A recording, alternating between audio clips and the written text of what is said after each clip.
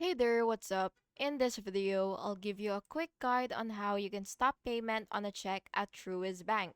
So the first thing that you will have to do is make sure that you've already opened your Truist Bank account so that you will be able to actually do these steps.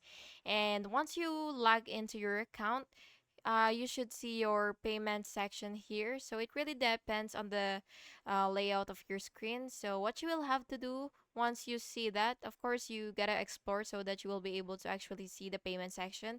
And once you see that, you will just have to click that and then click stop payment, and then you will select the account and then you will have to check your number, and then you will enter the reason for stopping the payment and then click confirm.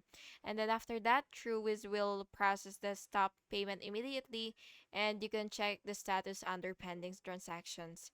And by the way, payments usually have a fee, so you gotta verify with Truist if you're unsure. And that's it. Please make sure to like and subscribe for more videos like this. Thank you and have an awesome day.